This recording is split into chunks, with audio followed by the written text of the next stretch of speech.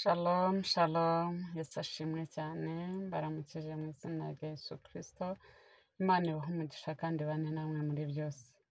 Umugisha rero w'Uwiteka ubabeho n'isi yose yo kubaho kwanyu, tugiye kugaruka nyine, tugiye kugaruka dusenga, tugiye kwiga ku isomo ryitwa gusenga, turigaho ibintu bikeya ariko biri budufashe. Yego, Imana ibahe umugisha rero, reka twubahe Imana dusenge. Data mu izina rya Yesu Kristo tuguciriye bugufi kandi turakubashye, turavuga ineza yawe n'imbabazi zawe, turagushimiye ko twemereye kugeza iki gihe turi bazima, tugihumeka umwuka w'abazima. Urakoze kubana natwe no kutugirira neza, urakoze kubana n'ubugingo bwacu, urakoze kutugenderera. Reka ubwami bwawe buze tubigusaba buri munsi, ngo ubwami bwawe nibuze muri twebwe, ubwami bwawe nibuganze, ubwami bwawe nibutegeke, ubwami bwawe nibuvugane natwe. Mu izina rya Yesu Kristo, ubwami bwawe niburusheho kubana natwe iminsi yose yo kubaho kwacu. Turakubashye kandi tuguciriye bugufi, urakoze mu izina rya Yesu. Amen. Imana ibahe umugisha rero kandi bagirire neza. Tumaze gusenga, tugiye mu isomo ryitwa gusenga. Ijambo ryitwa gusenga, gusenga se ni iki? Gusenga ni iki? Gusenga ni iki? Gusenga ni iki?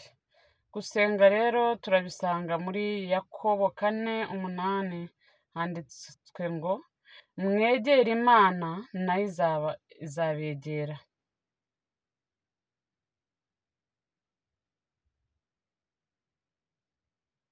Gusenga rero, gusenga ni ukuvugana n'Imana, ni ikiganiro cyangwa ubusabane hagati yacu n'umuremyi wacu wishimira kutwumva. Haleluya. Gusenga ni ubusabane buba hagati y'umuntu n'Imana, cyangwa se ikiganiro kiba hagati y'umuntu n'Imana, cyangwa se kuvugana hagati y'umuntu n'Imana n'umuremyi wacu wishimira kutwumva. Icyo kiganiro kiba hagati y'abantu bishimiranye, Imana yacu itwishimiye kandi dukunze. Hanyuma ijambo riratubwiye ngo twegere Imana nayo izatwegera. Bivuze ngo mu gusenga niho twegerera Imana, mu gusenga niho twongera kumva Imana ivugana natwe, mu gusenga niho twongera kumva impumeko idasanzwe iri mu Mana, mu gusenga niho dusaba ubudasiba, mu gusenga niho tubwira Imana ngo Mana twahageze turahari.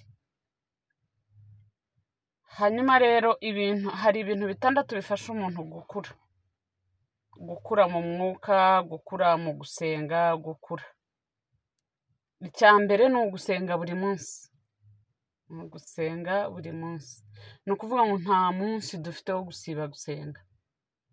Gusenga ni ubuzima kandi gusenga biritozwa. Turabyitoza, twitoza gusenga, twitoza kubana n'Imana, turabyitoza. Ntabwo ari ibintu biza ngo bitugweho, oya, turabyitoza. Twitoza gusenga, twitoza kubana n'Imana, twitoza guhamagara Imana mu buzima bwacu, turabyitoza. Ni ibya buri munsi, ntabwo ari ibintu tugwaho, ntabwo ari ibintu bitugwaho, ntabwo ari ibintu dukora ari uko dufite umwanya. Gusenga si ikintu dukora dufite umwanya, ni ikintu dukora bya buri munsi.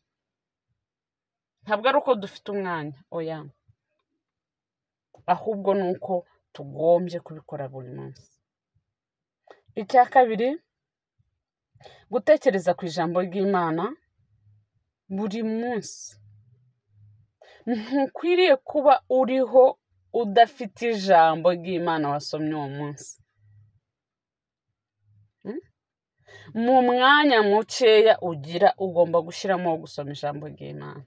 Iyo ushaka gukura mu mwuka, iyo ushaka gukura mu gusenga, ugomba gushaka umwanya muto, ugomba kugira umwanya muto cyangwa se munini mu mwanya mukeya ugira, ukumva ko ijambo ry'Imana rigomba gufata umwanya mu buzima bwawe.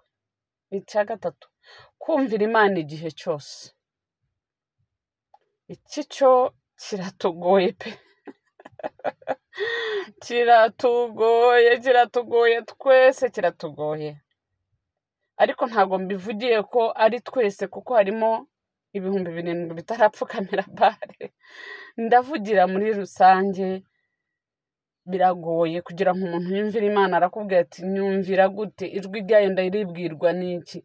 Iyo wasenze rero, iyo wasomye ijambo ry'Imana, biroroshye kumva Imana ivuga. Biroroshye kumva Mwuka Wera guhana ngo iki ukakireka. Biroroshye ko Mwuka Wera avugana nawe bigakunda.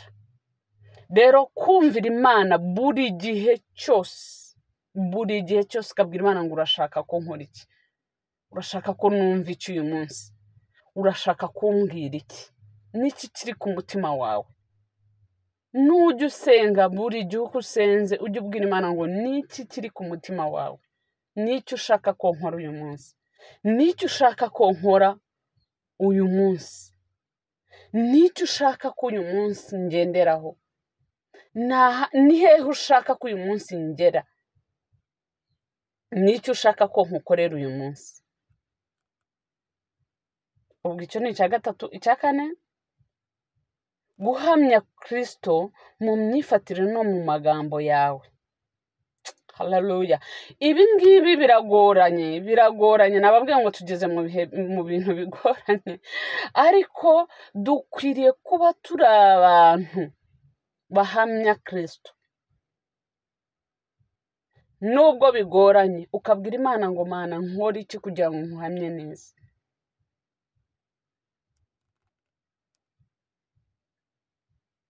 Icyo ni icya kane. Icya gatanu, kwiragiza Imana. Kwiragiza Imana. Ndimo kwihuta, ndabivuga nihuta, ariko iri ni isomo rirerire. Kwiragiza Imana ni ugusenga iteka ubwira Imana ngo Mana arinde ubugingo bwanjye. Ibyo ni byo bintu bizadufasha gukura. Icya gatandatu, aricyo cya nyuma, kwemerera Mwuka Wera ukakuyobora. Sinzi niba hari umuntu ukemerera Mwuka Wera ngo amuyobore. Mwuka Wera ayobora neza. Iyo wamuhaye uburyo, iyo wamwemereye, iyo wamubwiye ngo ndahari nyobora, ndemera kugendera mu bushake bwawe Mwuka Wera, ndemera kugendana nawe, gendana n'ubuzima bwanjye nyobora. Ese ndaca he? Ese ndanyura hehe? Ese ndaca mu yihe nzira? Ese ndahagarara he? Ese ndagenda gute? Ese ndagenda gute? Bwira Mwuka Wera ngo nyobora, gendana nanjye, gendana n'ubuzima bwanjye. Mwuka Wera arayobora. Mwuka Wera ni umuyobozi mwiza. Mwuka Wera ni inshuti nziza. Mwuka Wera ni umuvandimwe mwiza. Mwuka Wera arakuyobora akakubwira buri kintu cyose. Birakunda. Mu bintu bitandatu bigomba kudufasha gukura muri ubu buryo bwo gusenga. Icya mbere ni ugusenga. Icya kabiri ni ukwinginga Data. Ni uguhora utekereza ku ijambo ry'Imana. Ni uguhora ugendera mu bushake bw'Imana. Icya gatatu ni ukumvira Imana. Icya kane ni guhamya Kristo mu myifatire, mu magambo, mu bintu byose. Icya gatanu ni ukwiragiza Imana. Icya gatandatu ni Umwuka Wera. Iyo nubishobora bizagufasha kubasha kubana na Data neza mu mahoro. Imana ibahe umugisha. Ndabakunda. Mukomeze mugubwe neza. Imana ibahe kugendera mu bushake bwayo mu izina rya Yesu. Amen. Shalom.